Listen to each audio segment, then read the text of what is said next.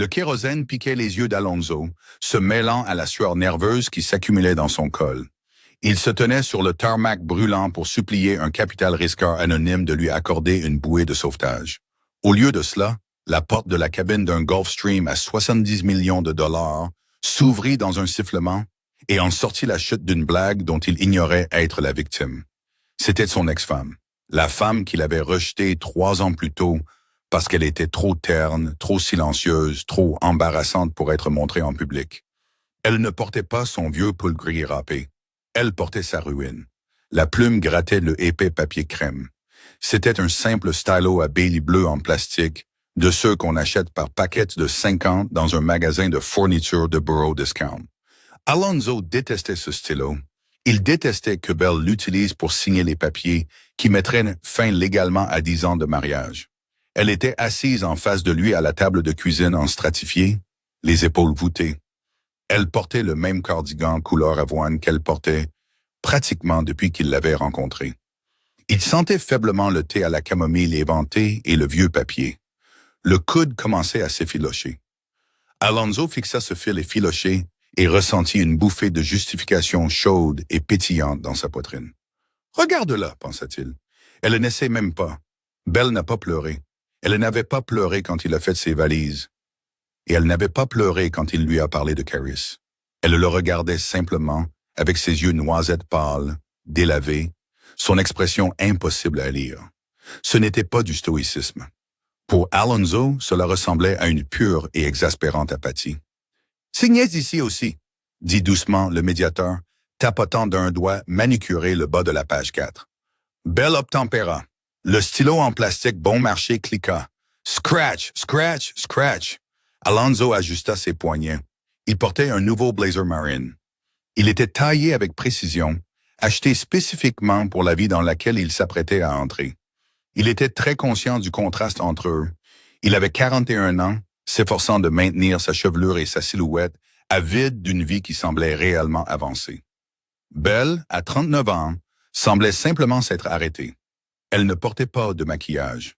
Ses cheveux châtains ternes étaient tirés en un clip sévère et utilitaire. Sa peau était pâle, parcheminée, dénuée de toute vitalité. Quand ils s'étaient rencontrés pour la première fois, il l'avait appelée Ancrage.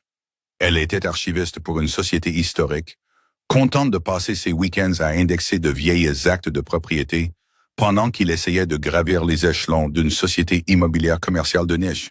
À l'époque, son silence était un refuge contre le bruit de son ambition. Maintenant, c'était une tombe.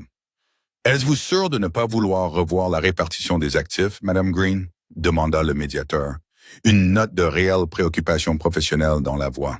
« Vous renoncez à tout droit sur les futurs capitaux propres de la société d'Alonso. » L'estomac d'Alonso se serra. Il retint sa respiration. Sa société, Mendoza et Associés, était entièrement construite sur l'effet de levier et le temps emprunté. Cela semblait impressionnant sur le papier, mais la trésorerie était une fine et fragile couche de glace. Si Belle avait exigé une comptabilité médico-légale, elle aurait pu tout faire éclater. Il lui avait offert la modeste maison qu'ils habitaient, sa Subaru cabossée et une petite somme forfaitaire en échange d'une rupture nette. Belle leva les yeux, son regard croisa celui d'Alonso. Il n'y avait aucune colère en eux, juste un vide vaste et terrifiant. « Je suis sûr, dit-elle. » Sa voix était plate, grave. « Je ne veux pas de sa société. » Alonso expira silencieusement par le nez. Il desserra sa mâchoire. Il se dit que son manque de combativité était une preuve supplémentaire de sa médiocrité. Elle n'avait pas le courage d'une guerre. Elle n'avait le courage de rien. « Très bien, » soupira le médiateur, en fermant le dossier en manille. Ils sortirent du bureau stérile pour entrer dans l'éblouissant reflet d'un mardi après-midi. Le bruit de la ville les submergea.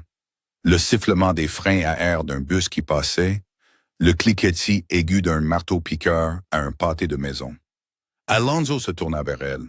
Il sentit qu'il lui devait un dernier geste magnanime. Un joli nœud pour terminer une décennie de lessive commune, de dîners tièdes et de ressentiments silencieux. « Belle, » commença-t-il. Elle ne le regarda pas.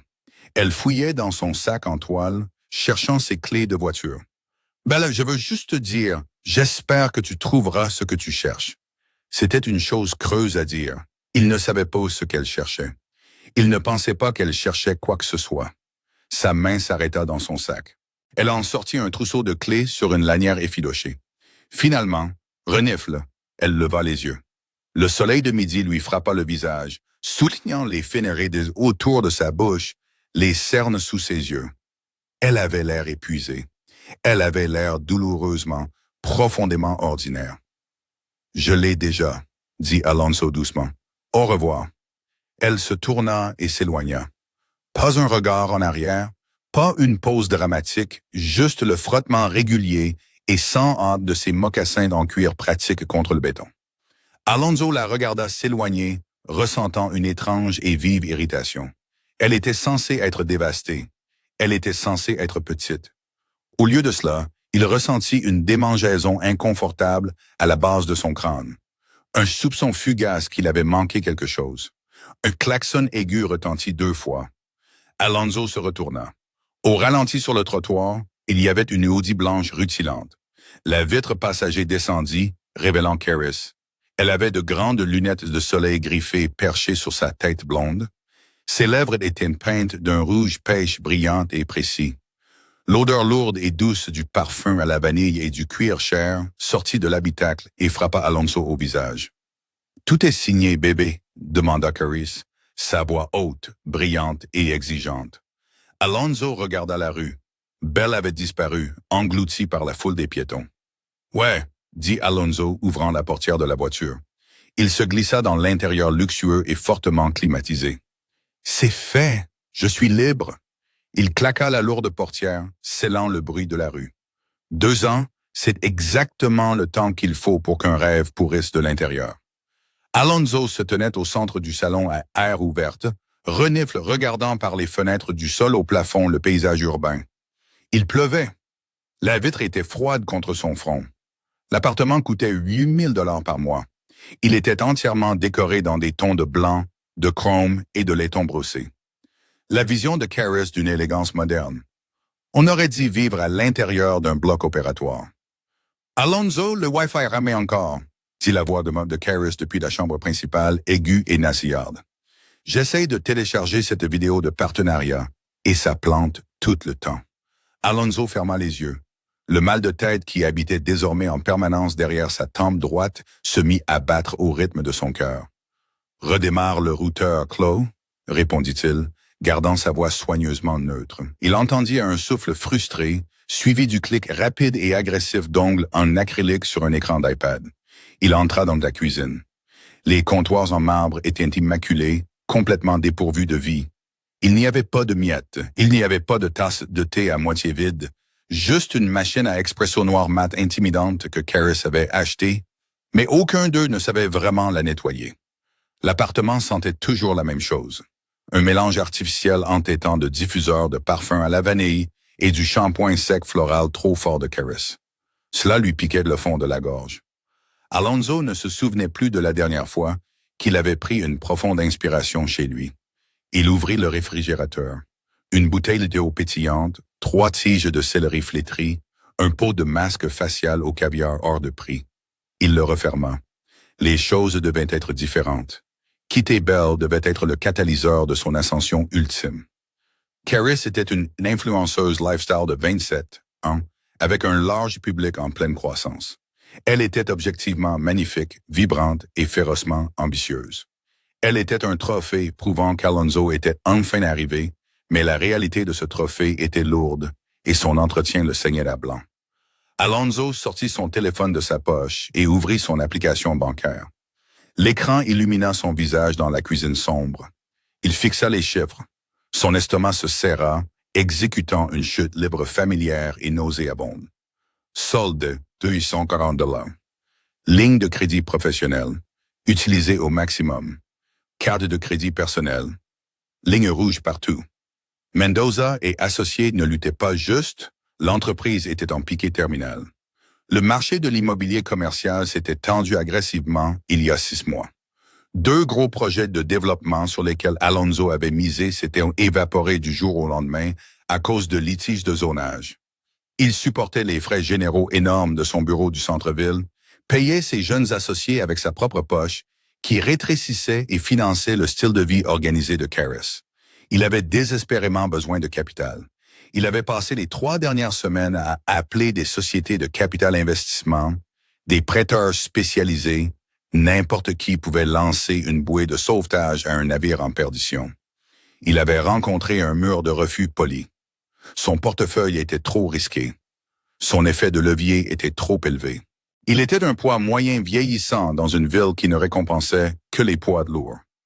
Alonso, il sursauta, verrouillant rapidement son téléphone et le fourrant dans sa poche. Carrara se tenait dans l'embrasure de la cuisine. Elle portait un pyjama en soie. Ses cheveux étaient parfaitement décoiffés. Elle avait l'air irréprochable. Elle lui paraissait complètement étrangère. « As-tu appelé l'entrepreneur pour le carrelage de la salle de bain ?» demanda-t-elle, croisant les bras. « Je n'ai pas eu le temps aujourd'hui, » mentit Alonso. Il ne pouvait pas se permettre l'entrepreneur. Il ne pouvait pas se permettre les carreaux espagnols artisanaux qu'elle voulait. Les sourcils parfaitement épilés de Karras se froncèrent. « Alonso, ça fait 1 semaine, la salle de bain d'invités a l'air pathétique. Nous recevons le dîner RP vendredi prochain. » « Je les appellerai demain, » dit-il, allumant le robinet et remplissant un verre d'eau juste pour avoir quelque chose à faire de ses mains. « Tu agis bizarrement à nouveau, » dit-elle. Ce n'était pas une question, c'était une accusation. Elle s'approcha. L'odeur de vanille s'intensifia, lourde et suffocante. « Est-ce que ça va? Parce que ma médium dit que mon aura est entourée d'énergie masculine stagnante en ce moment. » Alonso agrippa le bord du comptoir en marbre. La pierre froide lui mordait les paumes. Il la regarda vraiment. Il vit le calcul dans ses yeux. Le besoin incessant de plus d'esthétique, plus de contenu, plus d'argent. Il pensait inexplicablement à Belle. Il se souvint d'une nuit, il y a des années, quand une canalisation avait éclaté dans leur vieux sous-sol exigu. Belle n'avait pas paniqué. Elle était entrée calmement dans l'eau glacée jusqu'aux chevilles en pyjama, armée d'une clé et d'une lampe de poche, tenant le faisceau stable pendant qu'Alonso fermait frénétiquement la vanne. Après, grelottant et trempé, elle leur avait préparé du chocolat chaud. Ils s'étaient assis sur les escaliers, sentant la terre humide et la rouille, et elle avait posé sa tête sur son épaule. C'était une nuit misérable, mais elle avait semblé réelle et solide avec Karras. Il n'y avait pas de sol solide. Il y avait seulement la surface brillante et en dessous un vide terrifiant et sans fond. « Je suis juste stressé par le travail, Chloe, » Alonso réussit à dire. « Une transaction est bloquée en cours d'approbation. » Karras soupira, perdant immédiatement tout intérêt. La mécanique financière l'ennuyait, sauf si elle résultait en un dépôt. « Eh bien, débloque-la et appelle le gars du carrelage. » Elle se tourna et retourna vers la chambre, son pyjama en soie bruissant contre ses jambes. Alonso resta seul dans la cuisine, écoutant la pluie frapper le verre. Il avait une réunion demain matin, une dernière chance. Un contact d'un contact avait organisé une courte fenêtre de 10 minutes avec un partenaire silencieux dans un fonds de capital risque notoirement agressif connu sous le nom d'Apex Holdings. Le partenaire arrivait de Zurich, s'arrêtant dans la ville juste assez longtemps pour se ravitailler et prendre quelques rendez-vous de présentation sur le tarmac. C'était humiliant. Alonso était un homme de 43 ans se préparant à se tenir sur une piste et mendier des miettes à un étranger dans un avion. Il ressortit son téléphone et regarda le solde négatif de sa ligne de crédit. « J'ai juste besoin d'une chance, » se dit-il. « Juste une. » Le terminal d'aviation privé à la lisière du comté était un monde à part des aéroports commerciaux qu'Alonso connaissait. Il n'y avait pas le bourdonnement chaotique de l'humanité, pas d'odeur de bretzel rassis et de sueur nerveuse. Au lieu de cela, le salon sentait le vieil argent, le cirage à chaussures, la légère fumée de cigares et l'expresso trop fort. Alonso s'assit sur un canapé Chesterfield à dossier haut, ses genoux rebondissant. Il vérifia sa montre. 9h14. Son col était trop serré. Il portait son meilleur costume, un lainage italien gris anthracite qu'il n'avait pas encore entièrement payé. Il avait un porte-document en cuir posé sur ses genoux, contenant le prospectus péniblement élaboré de Mendoza et associés. Chaque chiffre de ce dossier avait été manipulé. Chaque projection poussée à la limite absolue de la légalité. C'était une maison de cartes, et il était sur le point de la présenter à un ouragan. « Monsieur Mendoza. » Alonso releva la tête. Une jeune femme en uniforme bleu marine strict se tenait près des portes vitrées menant à la piste. Elle avait un presse-papier contre sa poitrine. Oui, dit Alonso, se levant si vite que sa vision se brouilla un instant. Le vol Apex est en approche finale. Si vous voulez bien me suivre, ils ont demandé que les réunions aient lieu directement à l'avion. Ils ont un emploi du temps serré. Bien sûr, suivez-moi. Il la suivit dehors. La chaleur le frappa instantanément. C'était début d'été, mais la vaste étendue d'asphalte noir absorbait le soleil, rayonnant une chaleur épaisse et suffocante. L'odeur était violente, un cocktail chimique âcre d'ozone brûlant, de caoutchouc chauffé et la saveur piquante et âcre du kérosène. Alonso plissa les yeux contre l'éblouissement. Le vent fouettait le paysage plat et sans relief, tirant sur sa cravate. « Attendez ici, s'il vous plaît, » dit l'hôtesse, désignant une ligne rouge peinte sur le béton. Elle recula de quelques pas, tenant une lourde paire de casques anti-bruit. Alonso resta seul, ses paumes étaient moites de sueur. Il serra plus fort son porte-documents en cuir, sentant le logo en relief lui mordre la peau. Un grondement sourd commença à vibrer à travers les semelles de ses chaussures Oxford. Cela s'est amplifié progressivement, passant d'une vibration à une pression physique contre sa poitrine. Il leva les yeux vers le ciel bleu brumeux. Là, elle était. Elle descendait comme un rapace, un Gulfstream GS650 DR.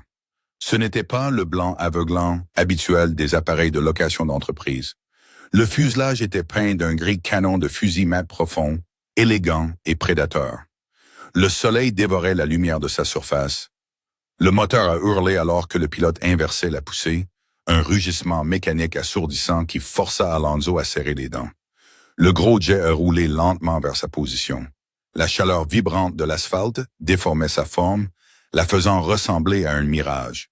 Il s'est finalement immobilisé à une 50aine de mètres. Le moteur s'est ralenti, le hurlement perçant se transformant en un bourdonnement lourd. Alonso avala difficilement. Sa bouche avait le goût de cuivre et de vieux café. Il lissa le devant de sa veste, prenant une profonde inspiration pour calmer son cœur battant. Priorise la dette mezzanine, se rappela-t-il frénétiquement. Montre le retour sur investissement à haut rendement, n'aie pas l'air désespéré. Un membre de l'équipage au sol, vêtu d'un gilet fluo, s'est précipité et a glissé de lourdes cales sous le train, avant avec un sifflement sous pression qui a coupé le bruit de ralenti des moteurs. La porte principale de la cabine s'est désolidarisée. Les escaliers hydrauliques se sont dépliés, descendant en douceur vers le tarmac. Alonso redressa les épaules.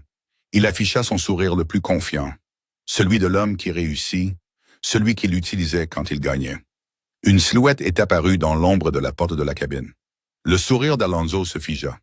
La personne s'est arrêtée en haut des escaliers, se découpant sur l'éclairage intérieur tamisé. Le vent a emporté leurs cheveux. Le cerveau d'Alonso a bégayé. Il a mal fonctionné. Il a essayé de traiter les informations visuelles que ses yeux lui envoyaient, mais le fichier était corrompu. La silhouette a commencé à descendre les escaliers. Elle portait un tailleur pantalon crème sur mesure, qui drapait avec une fluidité impossible. Pas de logo, pas de ceinture tape à l'œil, juste la perfection silencieuse et dévastatrice d'une coupe sur mesure. Ses cheveux, auparavant ternes et tirés en arrière dans une simple pince en plastique, étaient maintenant coupés en un carré net et brillant qui effleurait sa mâchoire.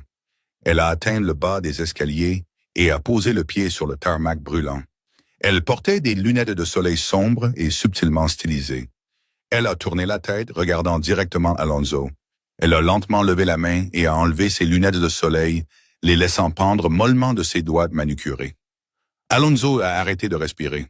L'oxygène refusait simplement d'entrer dans ses poumons. Sa vision s'est grisée sur les bords. Une pierre froide et lourde est tombée de son sternum directement dans ses entrailles. Ce n'était pas de l'admiration. Ce n'était pas de l'émerveillement. C'était un choc vif et violemment physique, comme toucher un fil sous tension. Des yeux noisettes pâles, délavés. Belle, il n'a pas prononcé le mot. C'était une expiration sèche et rauque qui a été immédiatement volée par le vent. Elle était exactement la même et pourtant entièrement méconnaissable. L'épuisement avait disparu. Les lignes sévères de résignation autour de sa bouche avaient disparu, remplacées par un calme absolu terrifiant. La peau pâle qu'il avait crue maladive ressemblait maintenant à du marbre poli. Elle ne ressemblait pas à une femme qui avait passé 10 ans à indexer tranquillement des actes de propriété. Elle ressemblait à une femme qui possédait des propriétés, toutes. Belle a tendu ses lunettes de soleil à une hôtesse de l'air qui s'était matérialisée derrière elle. Elle n'a pas souri à Alonso. Elle n'a pas ricané. Elle le regarda avec l'évaluation douce et calculatrice de quelqu'un qui inspecte une pièce de machinerie défectueuse. Elle a marché vers lui. Le cliquet aigu et autoritaire de ses talons en cuir sur le béton a percé le bourdonnement sourd des moteurs du jet. L'esprit d'Alonso hurlait de confusion. Apex Holdings, Zurich, le partenaire silencieux. Ce ne pouvait pas être. Le calcul ne correspondait pas. La chronologie n'avait pas de sens. Belle Green, son ex-femme terne et pathétique, qui portait des cardigans effilochés et conduisait une Subaru mourante. Elle s'est arrêtée à 1 mètre devant lui. De près, il pouvait la sentir. Pas de camomille éventée, pas de vanille artificielle. Elle sentait légèrement la bergamote et l'air froid et vif. La prise d'Alonso sur son portefeuille en cuir a cédé. Il a glissé de ses doigts moites et glissants. Le lourd dossier a frappé le tarmac avec un bruit sourd. Des papiers, ses projections financières désespérées, ses mensonges, ses pupilles, ses suppliques se sont répandus, dispersés sur l'asphalte chaud, flottant autour de ses chaussures coûteuses. Il ne s'est pas baissé pour les ramasser. Il ne pouvait pas bouger. Belle a regardé les papiers éparpillés, puis a lentement remonté ses yeux pour rencontrer les siens. « Alonso », a-t-elle dit. Sa voix était exactement la même, plate, rauque. Mais maintenant, ce manque d'émotion ne sonnait pas comme de l'apathie, ça sonnait comme du pouvoir. Vous avez exactement 10 minutes pour me convaincre de ne pas laisser votre entreprise mourir à petit feu. Le vent a arraché une feuille de projection trimestrielle, l'envoyant tourbillonner sur l'asphalte noir. Alonso s'est jeté à genoux. Le béton était brutalement chaud, brûlant le fin lainage de son pantalon de costume. Il s'est bousculé, ses doigts maladroits et épais, épinglant des pages de relevés de trésorerie falsifiées et de modèles de croissance désespérés. Il était à ses pieds. La poésie visuelle de la scène lui donnait une nausée violente. « Prenez votre temps, Alonso », a dit Belle. Il a levé les yeux. Elle ne souriait pas. Elle regardait sa montre, une Patek Philippe en platine qui coûtait plus que ses actifs liquides restants. Alonso a rassemblé le paquet de papier chaotique, écrasant les bords dans sa hâte, et s'est forcé à se relever. Ses genoux ont craqué. Une goutte de sueur a coulé de son sourcil, lui piquant l'œil droit. Il a cligné rapidement, essayant de clarifier sa vision. « Belle » a-t-il étranglé, sa voix craquant. « Quoi? Qu'est-ce que c'est?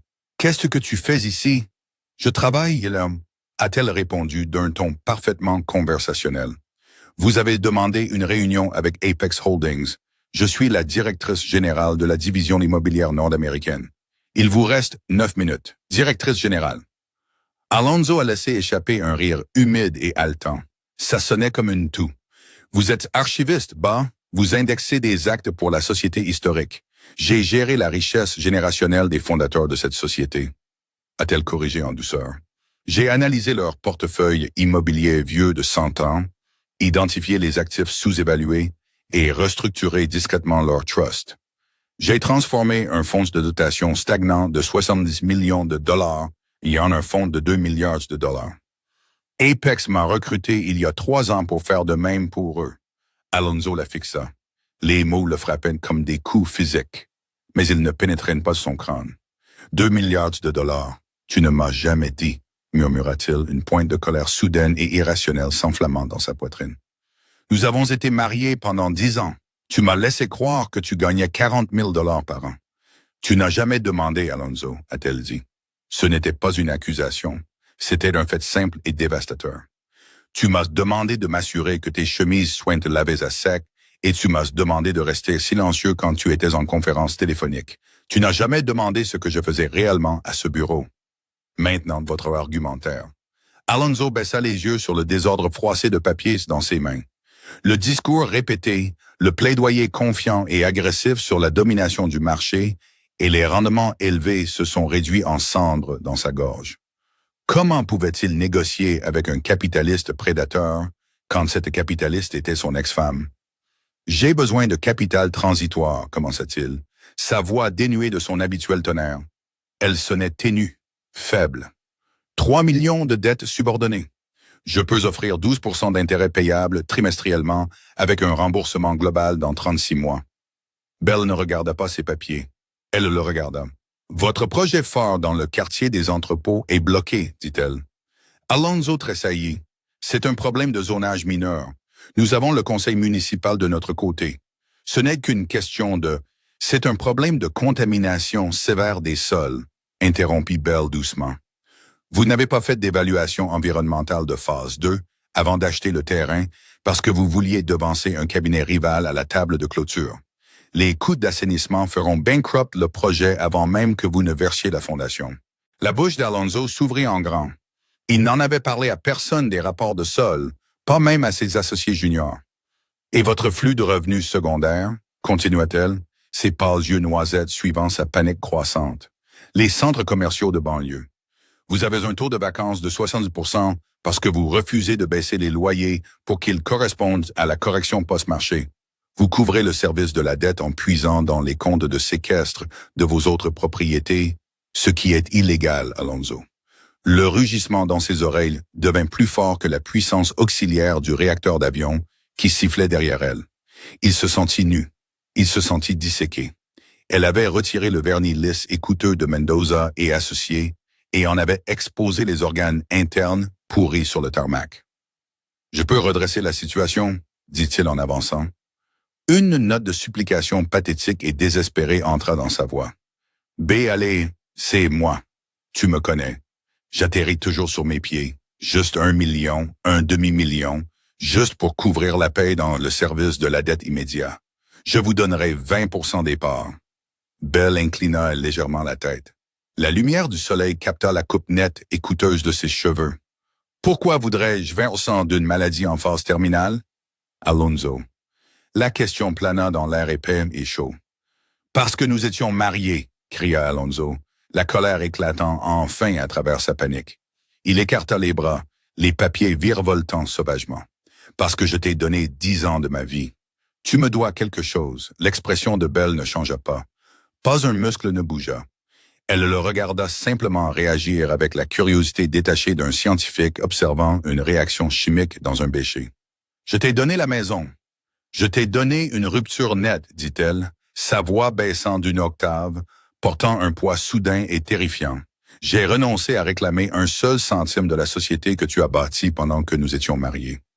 Parce que j'ai regardé tes livres, Alonso. Même à l'époque, je savais que c'était une maison de cartes. Je ne voulais pas de ton argent. Je voulais mon teint, un poumon. » Elle recula, signalant la fin de la réunion. L'hôtesse de l'air apparut instantanément, se plaçant à côté de Bell. « Apex Holding rejette votre proposition, Monsieur Mendoza. » Bell dit formellement. « Votre levier est catastrophique. Vos actifs sont toxiques et votre style de gestion repose entièrement sur les apparences plutôt que sur la substance. Je vous recommande de déclarer faillite en vertu du chapitre 11 d'ici la fin de la semaine. Si vous attendez plus longtemps, l'État vous poursuivra probablement pour mauvaise gestion du séquestre. » Alonso ne pouvait pas en respirer. Sa poitrine semblait cerclée de fer. « S'il vous plaît, ayez un bon retour en ville, Alonso, dit-elle. Elle lui tourna le dos. Elle monta l'escalier hydraulique, sa posture parfaite, ses talons claquant rythmiquement. Elle ne regarda pas en arrière. Elle disparut à l'intérieur sombre et luxueux du jet. La lourde porte de la cabine siffla, se repliant vers le haut et se scellant avec un bruit étanche et définitif. Alonso resta seul sur la ligne rouge peinte. L'équipeur au sol retira les cales. Les moteurs commencèrent à monter en régime, le hurlement assourdissant, revenant, vibrant à travers ses os. Il resta là, tenant ses papiers écrasés et sans valeur, alors que le jet de 70 millions de dollars taxiait, tournait sur la piste et accélérait dans le ciel d'été brumeux, le laissant suffoquer dans les fumées.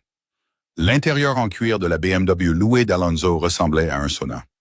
Il s'assit sur le siège du conducteur sur le parking de l'aéroport pendant 40 minutes. Le moteur éteint, regardant fixement le volant. Sa chemise était collée à son dos par la sueur. L'odeur âcre du kérosène semblait loger à jamais dans ses sinus. Il fallait bouger.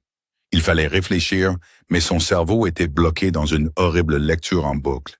J'ai géré la richesse générationnelle. Tu n'as jamais demandé. Je vous recommande de déclarer faillite en vertu du chapitre 11. Il frappa son poing contre le volant une fois, assez fort pour se meurtrir les phalanges. Un son guttural et rauque sortit de sa gorge. Un demi-sanglot, un demi-cri qui le surprit dans le calme de la voiture. Il enfonça son doigt sur le bouton d'allumage. Le moteur ronronna et la climatisation le frappa d'un air glacial. Mais cela ne fit rien pour refroidir la panique chaude et maladive qui remuait dans son estomac. Le trajet de retour en ville fut un flou. Il s'engagea sur l'autoroute, un fantôme pilotant une machine. Chaque voiture chère qu'il dépassait lui semblait une moquerie. Chaque gratte-ciel imposant sur l'horizon lui rappelait l'empire qu'il pensait construire, qui n'était en fait qu'un monument à sa propre arrogance. Il avait échangé une fondation de roc solide contre un penthouse bâti sur du sable mouvant. Il entra dans le garage souterrain de son immeuble. Les pneus crissèrent douloureusement contre le béton poli.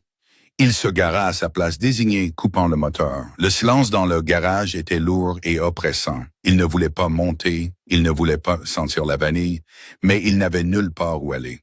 Le trajet en ascenseur jusqu'au 40e étage lui donna la nausée. Lorsque la porte s'ouvrit, il parcourut le couloir feutré et tapissé de moquettes et inséra sa clé dans la porte. La lourde douceur florale le frappa instantanément, entêtante et épaisse. « Alonzo, c'est toi? » La voix de Karis résonna depuis le salon. Elle sonnait anormalement vive. « Tu es en retard. L'éclairage ici devient terrible pour mon histoire de l'après-midi. » Alonzo laissa tomber ses clés dans le bol en laiton près de la porte. Elles tombèrent avec un bruit mat. Il entra dans le salon, se sentant comme un homme marchant vers la potence. Karis était assise sur le canapé blanc boulet, un anneau lumineux positionné devant elle. Elle portait un ensemble de détentes assorties en cachemire. Elle tenait un pot de gomme vitaminée près de son visage, posant pour l'appareil photo de son téléphone. Elle abaissa le téléphone lorsqu'elle le vit. Son sourire vif et artificiel se mua instantanément en un froncement de sourcils. « Mon Dieu, Alonso, tu as l'air horrible, dit-elle, le nez plissé. Tu transpires? Ne t'assieds pas sur le canapé, tu vas ruiner le tissu. » Alonso se tenait au centre de la pièce. Il regarda les murs blancs, les meubles blancs, les accents en laiton absurdes. Ce n'était pas un appartement, c'était un plateau de cinéma et il ne pouvait plus se permettre les coûts de production. La réunion, commença Alonso, la voix rauque. Il avala difficilement. La réunion ne s'est pas bien passée, soupira Karis bruyamment, laissant tomber son téléphone sur la table basse en verre. Sérieux? Donc, pas d'argent? Qu'en est-il du dîner de relations publiques la semaine prochaine? J'ai déjà réservé le traiteur, Alonso. Ils ont besoin de l'acompte de 50% pour demain. Elle ne le regardait pas. Elle regardait son reflet sur l'écran sombre de son téléphone, ajustant une mèche blonde rebelle. Elle n'a pas demandé pourquoi il avait l'air sur le point de vomir. Elle n'a pas demandé ce qui s'était passé. Tu n'as jamais demandé. La voix de Belle résonna dans son esprit. Annulez-le, dit Alonso. La tête de Karis se redressa brusquement. Ses yeux devinrent grands ouverts, froids et durs. Pardon? Annulez le traiteur. Annulez le dîner. Alonso sentit un engourdissement étrange et détaché se répandre dans ses membres. La panique était toujours là, mais elle était enterrée sous une couverture lourde et écrasante d'inévitabilité. Je n'ai pas l'acompte. Je n'ai pas l'argent pour le loyer du mois prochain, Karis. Je n'ai rien de tout ça. Karis se leva. Le cachemire doux ressemblait soudain à une armure. De quoi parles-tu? Tu as dit que l'affaire était juste bloquée. Tu as dit que tu avais un gars qui arrivait de Zurich. Ce n'était pas un gars, murmura Alonso fermant les yeux. L'image de Belle sur le tarmac brûlait contre ses paupières. C'était le cas. Tout a complètement échoué. La société est insolvable. Insolvable, répéta Karis le mot comme s'il s'agissait d'une langue étrangère. Comme en facillette, oui. Le silence qui suivit était entièrement différent des moments calmes qu'il partageait autrefois avec Belle. Avec Belle, le silence était un compagnon. Avec Karis, le silence était une arme qu'on dégainait. Alors, répare ça, exigea Karis, sa voix montant en aigu. Appelle un de tes amis du country club. Prends un autre prêt sur les propriétés de banlieue. Tu ne peux pas juste arriver ici et me dire qu'on est fauché, Alonso. Toute ma marque est construite sur ce style de vie. Les propriétés de banlieue sont hypothéquées jusqu'à la garde, dit Alonso, ouvrant les yeux. Il regarda son visage parfaitement maquillé. Il ne ressentait rien. Ni amour, ni moi, ni désir, juste une immense fatigue écrasante. C'est fini, Chloé. Le jeu est terminé. Elle le fixa, sa poitrine haletante. La réalisation commençait lentement à poindre, transformant ses traits de la colère à une panique primale et autodestructrice. « Tu me promets, siffla-t-elle, pointant d'un doigt manucuré sur sa poitrine. Tu m'as dit que tu étais associé principal. Tu m'as dit que tu construisais un empire. J'ai menti, dit simplement Alonso. C'était la première chose vraie qu'il disait depuis des années. À toi, aux banques, à moi-même. Soudain, son téléphone vibra dans sa poche. Ce fut un choc vibratoire aigu contre sa cuisse. Il le sortit. C'était un message texte automatisé de sa banque principale. Urgent, votre compte courant d'entreprise se terminant par 4 actes a été gelé dans l'attente d'un audit interne concernant des virements de fonds en fiducie non autorisés. Veuillez contacter immédiatement votre directeur d'agence. Alonso fixa l'écran lumineux, les mots se brouillant. Belle l'avait prévenu. Elle savait qu'elle avait vu la défaillance structurelle de sa vie, d'un simple coup d'œil de 10 minutes sur ses livres. « Qu'est-ce que c'est ?» demanda Caris, s'approchant, essayant de regarder l'écran. Alonso baissa lentement le téléphone. Il regarda autour de l'appartement immaculé et stérile. Les murs semblaient se refermer, expulsant l'air fade au parfum de vanille de ses poumons. Il se noyait, et la femme debout devant lui n'allait pas lui lancer une bouée de sauvetage. Elle allait se plaindre que ses éclaboussures ruinaient son cachemire. « Ils ont gelé les comptes, » dit Alonso, la voix complètement creuse. « La banque, Caris, dit. » La couleur furieuse s'est drainée de son visage, la laissant pâle et soudain très jeune. Elle ne cria pas, elle ne pleura pas. Elle recula juste lentement, délibérément, s'éloignant de lui, comme si l'échec était une maladie contagieuse. « Je vais faire un sac, » dit-elle. Sa voix était terrifiante de calme, dénuée de toute l'émotion théâtrale qu'elle employait d'habitude. « Je vais rester chez ma sœur à Brooklyn jusqu'à ce que tu règles ça. » Elle se tourna et se dirigea rapidement vers la chambre principale. Alonso n'essaya pas de l'arrêter. Il ne la suivit pas. Il resta juste au milieu de la pièce blanche, écoutant les sons lourds et frénétiques des valises qu'on ouvre, le froissement des tissus coûteux qu'on jette dans les sacs. Il était entièrement seul. Il avait échangé une femme qui resterait dans l'eau glacée avec lui contre une femme qui s'enfuit à la première goutte de pluie. Et il avait payé ce privilège avec tout ce qu'il avait. Il s'approcha de la fenêtre du sol au plafond et pressa son front contre la vitre froide, regardant la grille de la ville loin en dessous. Le trafic ressemblait à de minuscules fourmis brillantes se déplaçant avec détermination. Il avait l'habitude de regarder cette ville et de penser qu'il la possédait. Maintenant, il réalisait qu'il n'avait été qu'un intrus attendant d'être expulsé. Le bruit du ruban d'emballage marron se déchirant d'un distributeur en plastique est violemment fort dans une pièce silencieuse. Cela ressemble à un tissu qui se déchire. Cela ressemble à un cri soudain et aigu. Alonso grimace alors que Liam, son plus jeune associé junior, déchire une autre bande de ruban et la claque sur le dessus d'une boîte en carton. Les mains de Liam tremblent.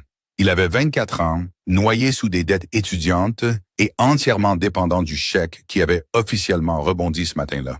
« Tu savais, » dit Liam, la voix épaisse de larmes non versées. Il ne leva pas les yeux. Il vient de pousser une poignée de stylos de la marque de l'entreprise dans la boîte. « Tu savais lundi, Alonso? » Alonso était assis derrière son énorme bureau en acajou. Le bois était poli à un miroir, reflétant les panneaux fluorescents durs au-dessus. C'était un bureau conçu pour intimider, pour projeter la stabilité. Maintenant, il semblait juste absurdement grand, une île de bois dans une mer qui se vidait rapidement. « Je pensais pouvoir obtenir un financement relais, » dit Alonso. Sa voix était un raclement monotone. Il avait dit la même phrase 12 fois ces 2 dernières heures à des propriétaires, des entrepreneurs et des employés furieux. Cela ressemblait à mâcher du sable sec. « Financement relais », ricana Greg. Greg avait 10 ans de plus que Liam, un type cynique avec une calvitie naissante qui avait fui une plus grande entreprise suite aux promesses gonflées d'équité de partenariat d'Alonso. Greg était appuyé contre la porte en verre dépoli, les bras croisés, le visage d'un rouge furieux. Tu as volé dans les comptes de fiducie, Artie. Les fédéraux vont mettre cet endroit sens dessus-dessous. Le financement relais n'allait pas résoudre la fraude par virement. Alonzo ferma les yeux. Le mal de tête derrière sa tempe droite avait migré, s'installant à la base de son crâne comme une cale de fer chaude et lourde. Il ne corrigea pas Greg. Il n'offrit aucune défense. Il n'y avait pas de défense. Il avait paniqué, déplacé de l'argent provenant des dépôts des clients pour couvrir l'hypothèque qui saignait du projet d'entrepôt, avec l'intention ferme de le remplacer lorsque l'argent de Zurich arriverait. Sauf que l'argent de Zurich, c'était Belle. Et Belle savait lire un grand livre. « Prenez juste vos affaires personnelles », leur dit Alonzo, fixant ses mains sur le buvard. Elle semblait pâle, vieille. Les liquidateurs seront là à 3 heures. La direction du bâtiment a déjà désactivé ma carte d'accès. Greg a laissé échapper un rire bref et sec. Il a attrapé son manteau sur mesure sur le porte-manteau. « Bonne chance en prison, Artie. » La lourde porte vitrée s'est refermée. Le loquet a claqué. Liam a suivi 1 minute plus tard, portant sa boîte en carton, la tête basse. Il n'a pas dit au revoir. Alonzo était assis seul dans les ruines de Mendoza et associés. Le silence était épais, lourd de l'odeur du café rassis et du toner d'imprimante. Il a regardé les décorations encadrées au mur, les prix de la chambre de commerce, les plaques Quarterhorn under Fordham de journaux économiques mineurs. Il s'est levé, ses articulations craquant, et s'est approché. Il ne les a pas décrochées. Elles étaient en sans valeur, des accessoires d'une pièce qui venait d'être annulée. Il a emballé une unique mallette en cuir, son ordinateur portable, un bloc-notes, son passeport et une demi-bouteille d'aspirine générique du tiroir du bas. Quand il est descendu par l'ascenseur jusqu'au garage souterrain, l'engourdissement était total. C'était un mécanisme de survie chimique, isolant son cerveau de la chute verticale de sa réalité. Sa BMW préférée était garée à sa place habituelle pour cadre. À côté se tenait un homme en polo gris délavé, mâchant agressivement un chewing-gum. Il tenait une tablette. Un camion-plateau démarrait bruyamment dans la voie de circulation. Les gaz d'échappement remplissaient la caverne de béton, de l'odeur âcre et suffocante du diesel. « Alonzo Mendoza ?» a demandé l'homme, levant les yeux de la tablette. « Oui, je suis Rye, de la Bank of America Recovery. » Rye ne semblait ni en colère ni compatissant. Il semblait ennuyé. « J'ai besoin de la clé, mon pote. » Alonzo a regardé la voiture. Elle avait été lavée hier. La peinture métallique brillait sous les dures lumières du garage. Il a plongé la main dans sa poche, ses doigts effleurant le plastique lisse de la clé. Pendant une fraction de seconde, une pauvre envie infantile l'a saisi. L'envie de monter, de verrouiller les portes et de refuser de bouger. Au lieu de cela, il a sorti la clé et l'a laissée tomber dans la main tendue de Rye. « Les affaires personnelles sont dehors ?» a demandé Rye, se tournant déjà vers la portière conducteur. « C'est dehors. » Alonzo n'a pas regardé le chargement. Il s'est détourné et a gravi la rampe de béton vers la rue. L'air de l'après-midi était humide et épais, pesant sur sa poitrine. Il a appelé un taxi. Il n'avait pas la capacité mentale de naviguer dans le métro. Quand il est arrivé à son appartement, la porte était déverrouillée. Il l'a poussée. L'odeur écœurante de vanille avait disparu, remplacée par le faible parfum poussiéreux d'un espace qui avait été rapidement, négligemment évacué. Karis avait été méticuleuse. Le canapé blanc Boulet était toujours là, mais les coûteuses lampes en laiton, la machine à expresso, les coussins design et le tapis persan avaient disparu. La télévision avait été arrachée du support mural, laissant 4 trous laids et déchiquetés dans le placoplâtre. Il est entré dans la chambre principale. Le placard était entièrement vide de son côté. Une constellation de cintres métalliques jonchait le sol. Il est allé dans la salle de bain et a ouvert l'eau froide. Il s'en est aspergé le visage, haletant sous le choc de la température. Il a serré les bords du lavabo et s'est regardé dans le miroir. Sa peau était grise. La coupe de cheveux chers perdait sa forme. Le costume sur mesure gris anthracite était profondément froissé sur les revers, taché d'une légère trace de graisse du tarmac de l'avion. Il avait 48 heures avant que l'avis d'expulsion trouvé dans le courrier la semaine dernière ne devienne un verrouillage physique. Alonzo est retourné dans la chambre, a sorti sa plus grande valise du dessus de l'étagère et a commencé à faire ses affaires. Il ne pliait pas ses vêtements. Il attrapait juste des poignées de coton et de laine chère et les fourrait dans la cavité sombre du sac, enterrant l'homme qu'il était autrefois sous le poids de son propre échec. 6 semaines plus tard, le tranchant vif de l'automne commençait à traverser la ville, rendant le vent vif et amer. Alonzo était assis sur le bord d'un matelas affaissé dans une pièce qui sentait l'eau de Javel et la vieille fumée de cigarettes en permanence. L'enseigne au néon du parking du motel clignotait d'un rouge malade intermittent à travers les fines rideaux jaunis. Libre, libre, libre. Il portait un sweat à capuche gris et un jean délavé. Il n'avait pas porté de costume depuis 40 jours. Le costume 2 pièces gris anthracite sur mesure était accroché dans un sac à vêtements en plastique dans la petite armoire, une relique d'une civilisation morte. Il fixait le téléphone prépayé posé sur la table de chevet en plaquage écaillé. Il avait un solde de 92 $ sur un nouveau compte courant débloqué. Il travaillait de nuit dans un entrepôt logistique régional juste à l'extérieur, renifle, des limites de la ville, conduisant un chariot élévateur et chargeant des palettes de nourriture pour chiens et de papier toilette en vrac dans des semi-remorques. Ça payait 18 $ de l'heure. Ses muscles lui faisaient mal constamment. Ses mains, autrefois douces et parfaitement manucurées, étaient maintenant cailleuses, les jointures écorchées par le carton et les échardes. Son estomac a gargouillé faiblement et liquidement. Il n'avait rien mangé depuis un bol tiède de flocons d'avoine instantané à 6 heures ce matin. Alonzo a pris ses clés et est sorti de la chambre. L'air nocturne était glacial, portant la menace d'une pluie précoce. Il a tiré la capuche par-dessus sa tête et a commencé à marcher. L'entrepôt logistique était à 5 kilomètres. Il prenait habituellement le bus, mais ce soir, il avait besoin de bouger. Il avait besoin de brûler l'anxiété impatiente et rampante qui lui piquait la poitrine chaque fois qu'il était seul avec ses pensées. Il a marché pendant 1 heure, la tête basse, regardant ses bottes éraflées avaler le trottoir. Il n'a pas réalisé que son corps le ramenait instinctivement vers le centre-ville, jusqu'à ce que les trottoirs craquelés et inégaux cèdent la place à du granit lisse et incurvé. Les dures lumières au sodium ont été remplacées par la douce lueur ambre de l'éclairage architectural. Il était dans le quartier financier. Alonzo s'est arrêté. Il a levé les yeux. Des monolithes de verre imposants se dressaient dans le ciel noir, leurs étages supérieurs brillant des heures supplémentaires des gens comme ils l'étaient autrefois. La rue était calme, occupée seulement par des berlines de luxe, au ralenti sur les trottoirs, et des couples émitouflés dans du cachemire coûteux, se hâtant entre des restaurants haut de gamme. Une légère bruine a commencé à tomber. Les gouttelettes glacées ont frappé le visage d'Alonzo, traçant des lignes froides sur ses joues. Il a tourné au coin de la rue sur une large avenue bordée d'arbres. À mi-chemin de la rue se trouvait Leonard Dan, un restaurant pour lequel Alonzo avait passé 3 mois à essayer d'obtenir une réservation pour son 2e anniversaire avec Caress. Il avait échoué. La façade du restaurant était une immense étendue vitrée impeccable du sol au plafond. À l'intérieur, c'était un théâtre de chaleur et de privilèges extrêmes. Renifle, les tables étaient drapées de lourdes toiles blanches. Les verres à vin en cristal captaient la douce lumière tamisée.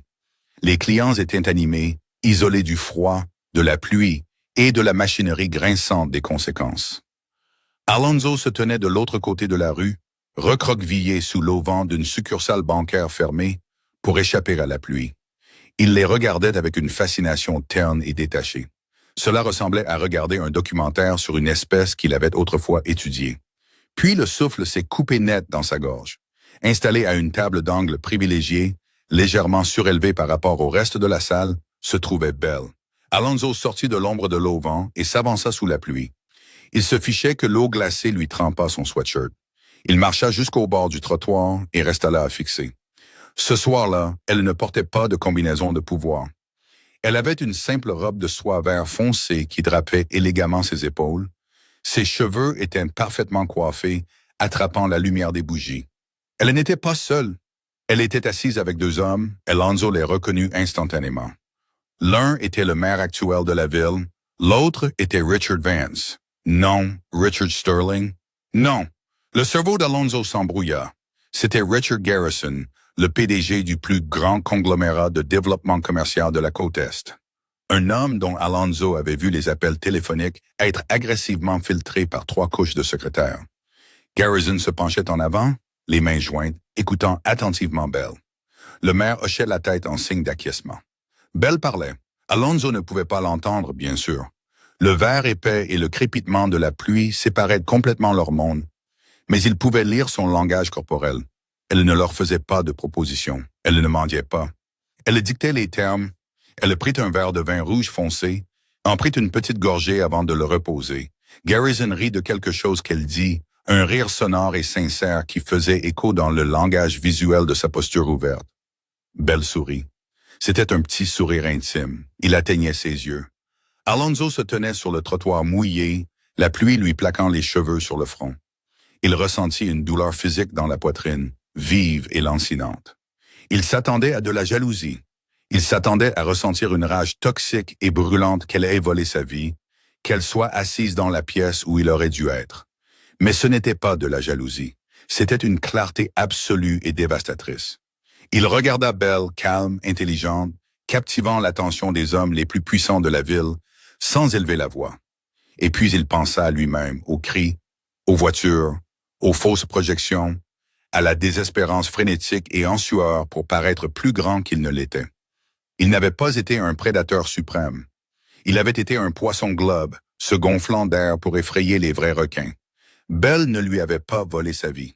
Elle avait simplement vécu la sienne, construisant tranquillement un empire pendant qu'il était occupé à construire une façade. Elle avait supporté son arrogance, ses leçons condescendantes sur les affaires, ses plaintes sur ses gilets mornes, tout en gérant discrètement des milliards de dollars. Elle l'avait laissé partir car il était finalement un poids de mort. Un serveur en veste blanche impeccable s'approcha de la table de Belle, se penchant respectueusement pour proposer le menu des desserts. Elle sourit au serveur, un geste chaleureux et poli, et secoua la tête. En se retournant vers ses invités, son regard dévia.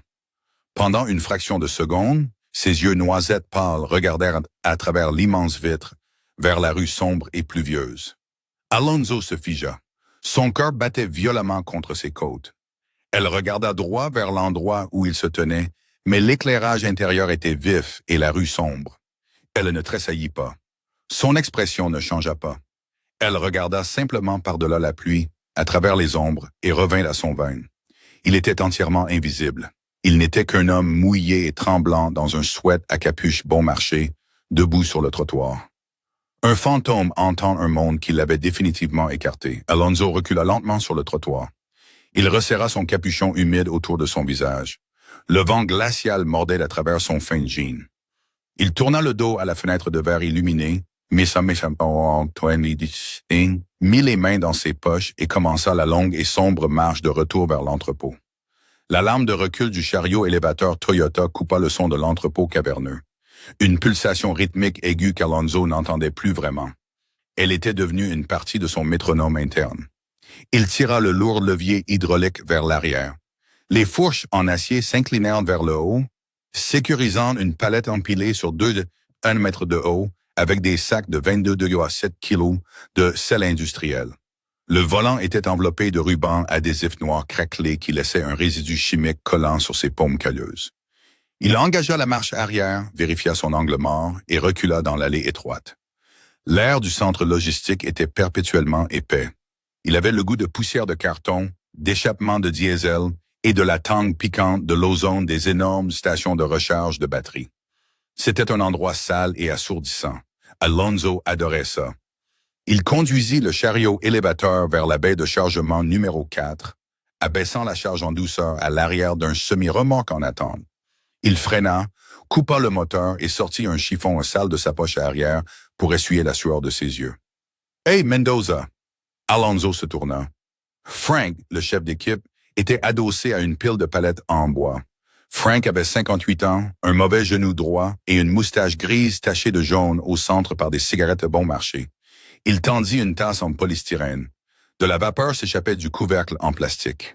« Prends 5 minutes, grogna Frank, jetant une lourde paire de gants de travail en cuir sur une caisse voisine. Tu fais l'allée du sel depuis 4 heures d'affilée. Tu vas exploser un joint et je n'ai pas envie de remplir les formulaires OSHA. »« Merci, Frank, » dit Alonso, la voix rauque et sèche. Il descendit du chariot élévateur, ses bottes frappant le béton avec un bruit sourd, son bas du dos criant de protestation, un feu diffus s'étendant dans ses ischio-jambiers. Il prit la tasse. Le café était atroce. Il était infusé dans une machine en plastique de la salle de pause qui n'avait pas été détartrée depuis l'administration Bush. Il avait le goût de cuivre brûlé et d'eau croupie. Alonzo le but, savourant la chaleur brûlante qui lui descendait dans la gorge. « Tu deviens plus rapide », observa Frank, sortant un paquet froissé de cigarettes Pall-Malls de sa chemise en flanelle. Il en alluma une en roulant ses mains autour de la flamme pour la protéger des courants d'air lourds qui balayaient les baies de chargement. « Quand tu es arrivé ici, j'ai pensé que tu allais te casser en deux. Tu ressemblais à un gars qui n'avait jamais soulevé quelque chose de plus lourd qu'un club de golf. » Alonzo baissa les yeux sur ses mains. Les manucures avaient disparu. La peau était rugueuse, marquée de minuscules cicatrices blanches dues au cutter et aux échardes rebelles. La saleté était incrustée en permanence sous ses ongles courts et irréguliers. « Je ne l'avais pas fait », admit doucement Alonzo. Il s'adossa au châssis froid en acier du chariot élévateur. Il y a quelques mois, un commentaire comme celui de Frank aurait allumé une défense d'ego défensive. Il aurait ressenti le besoin compulsif d'expliquer qui il était vraiment, de mentionner ses costumes sur mesure, son bureau d'angle, les millions de dollars qu'il brassait dans les conseils d'administration. Maintenant, l'envie était totalement morte. L'homme qui portait ces costumes semblait un étranger, un personnage odieux d'un film qu'il avait regardé il y a longtemps. « Eh bien, quoi que tu fasses d'avant, tu es un bon conducteur maintenant, » dit Frank, expirant un panache de fumée grise vers le haut plafond en tôle ondulée. « On a une livraison de blocs moteurs en acier qui arrive mardi. Il nous faut quelqu'un qui ne laisse rien tomber pour décharger les remorques. Ça paye 2 $ de plus par heure pour la certification machine lourde. »« Tu la veux? » Alonzo regarda Frank. C'était une promotion, pas une voie vers le partenariat, ni un capital de 7 chiffres. C'était 20 $ par semaine après impôt. « Oui, » dit Alonzo, réussissant un petit sourire sincère. La peau autour de ses yeux se plissa. « Je la prends. »« Merci, Frank. Ne me remercie pas, Mendoza. Fais juste pas tomber de bloc moteur sur mon pied. » Frank écrasa sa cigarette sur le talon de sa botte et jeta le mégot dans une poubelle voisine. La pause est finie. Fini de charger le reste de ce sel. Frank s'éloigna en boitant vers le bureau de répartition. Alonzo resta seul un instant, laissant le bruit de l'entrepôt l'envahir. Le claquement des portières de camions, le sifflement hydraulique des freins à air, les cris des hommes coordonnant des chargements lourds. C'était le chaos, mais un chaos honnête. Il était régi par les lois simples et indéniables de la physique. La gravité, la masse, le levier. Dans son ancienne vie, le levier était un mensonge. C'était un chiffre sur une feuille de calcul manipulée pour cacher un vide terrifiant. Ici, le levier n'était que la distance entre le point d'appui et la charge. Si tu ne le respectais pas, la palette tombait. Il n'y avait pas moyen de le présenter à un conseil d'administration. Pas de campagne de relations publiques pour réparer une caisse tombée. Il écrasa le gobelet en polystyrène vide et le jeta à la poubelle. Il remonta sur le chariot élévateur, le siège en vinyle froid contre ses jambes. Il tourna la clé.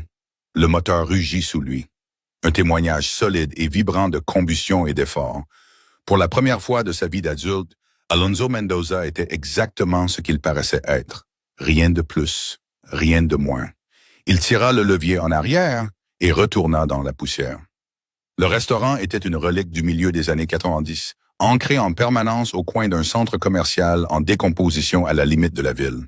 Il sentait l'huile de friture rance, l'ammoniac au citron âpre et le pain grillé brûlé. Alonzo s'assit dans une banquette d'angle recouverte de vinyle bordeaux craquelé. Il était 6h15. À travers la vitre embuée de graisse, le ciel saignait d'un violet pâle et meurtri, la première lumière atroce d'un mardi matin glacial. Il était à la fin d'un quart de travail de 12 heures. Ses épaules lui faisaient mal d'une douleur sourde et persistante. Il portait une veste en toile verte délavée sur son sweat de travail. Ses bottes étaient rangées proprement sous la table, laissant une fine poussière de sel de route sur le sol en linoléum. La serveuse, une femme nommée Carla, qui avait l'air de ne pas avoir dormi depuis 2015, glissa une lourde assiette en céramique sur la table en formica. 2 œufs au plat, Pommes de terre rissolées brûlées sur les bords. 2 tranches de pain grillé très beurré. Tu veux une autre dose de boue? Artie? Demanda Carla, tapant un verre à café cabossé contre sa hanche. S'il vous plaît. Merci, Carla. Elle versa le café noir fumant dans sa tasse, le liquide éclaboussant légèrement sur le bord épais. Elle s'éloigna sans un mot, ses chaussures à semelles de caoutchouc grinçant sur le sol. Alonso prit sa fourchette. Il mourait de faim. Il coupa les œufs, laissant le jaune se répandre sur les pommes de terre croustillantes. Il mangea méthodiquement, privilégiant le carburant à la saveur. C'était le meilleur repas qu'il ait mangé de la semaine. Au-dessus de la caisse, une vieille télévision CRT était montée au mur sur un support rouillé. Elle était perpétuellement réglée sur un réseau d'information locale 24 heures sur 24. Le volume était coupé, les sous-titres défilant lentement en bas de l'écran. Alonso but d'une longue gorgée de café chaud, ses yeux dérivant vers l'écran. Le graphique affichait « Apex Holding annonce une initiative de revitalisation urbaine de 4 milliards de dollars. » Alonso arrêta de mâcher. Il baissa sa fourchette. La caméra coupa des présentateurs du studio pour une conférence de presse en direct. L'endroit était un chantier naval industriel abandonné au centre-ville. Une masse énorme de quais en décomposition et de grues rouillées. Un podium avait été installé devant les décombres. Debout derrière le microphone se trouvait Belle. Elle portait un lourd manteau d'entraînement gris anthracite pour lutter contre le froid matinal. Sa coupe courte et nette était rentrée parfaitement derrière ses oreilles. Elle avait l'air sévère. Elle avait l'air intouchable.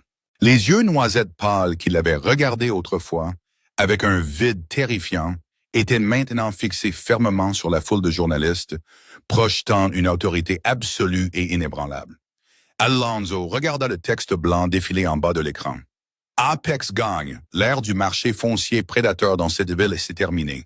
Apex s'engage à éliminer la pourriture des développements échoués et surendettés et à construire une intégrité structurelle à partir de la fondation.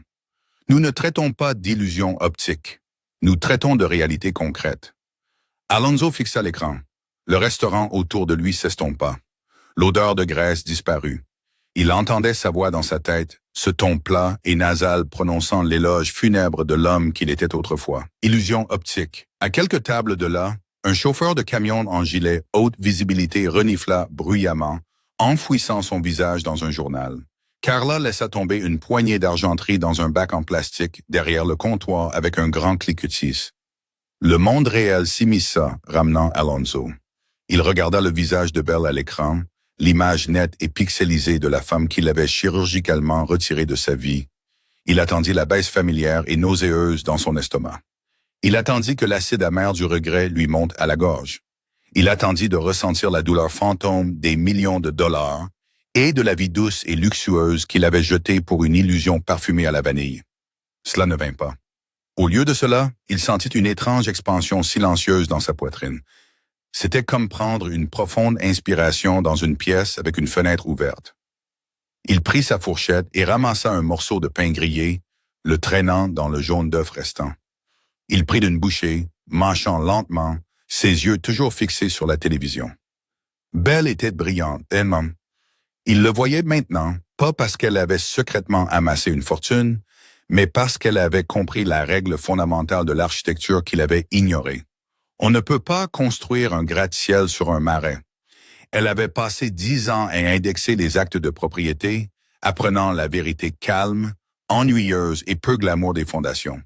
Pendant qu'il essayait de peindre le penthouse, elle versait le béton et elle l'avait laissé partir parce qu'il était le marais. Le segment de la conférence de presse se termina.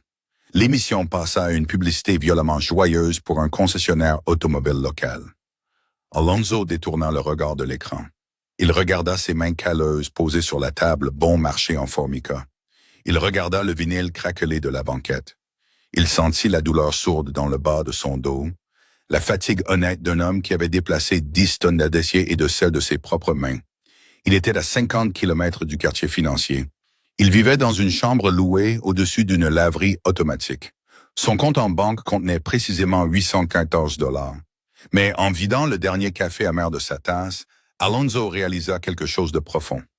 Pour la première fois depuis plus d'une décennie, il n'avait pas peur que le téléphone sonne. Il n'était pas terrifié par le facteur. Il ne jonglait pas désespérément avec une douzaine d'assiettes en l'air, attendant le crash inévitable. Le crash avait eu lieu. Les assiettes s'étaient brisées, la maison de cartes avait brûlé. Et pourtant, il était là, respirant toujours, mangeant toujours, existant toujours sur le sol solide sous les cendres. Il sortit un billet de 5 $ froissé et 3 billets de 1 $ de sa veste en toile, les laissa sur la table sous sa tasse de café. Il se leva, s'étira son dos raide et se dirigea vers la sortie. Il poussa la lourde porte vitrée du restaurant et sortit dans l'air mordant du matin. Le soleil commençait enfin à poindre à l'horizon, projetant une lumière crue et pâle sur l'asphalte craquelé du parking. L'air sentait le diesel et la terre humide. Alonso Mendoza remonta sa veste jusqu'au menton, mit ses mains dans ses poches et commença la longue marche jusqu'à chez lui. Il ne jeta pas un regard en arrière au restaurant. Il ne leva pas les yeux vers le ciel. Il regarda juste le trottoir devant ses bottes, reconnaissant, enfin, la simple friction de la route sous ses pieds. Si le voyage d'Alonso, d'un empire vide à la paix trouvée dans la terre, vous a touché, ne le gardez pas pour vous. Cliquez sur j'aime pour montrer votre soutien. Partagez cette histoire avec quelqu'un qui a besoin de se rappeler que toucher le fond peut être la fondation ultime. Et abonnez-vous à la chaîne pour des récits encore plus humains et ancrés. Laissez un commentaire ci-dessous. Quel a été votre moment préféré de la prise de conscience d'Alonso?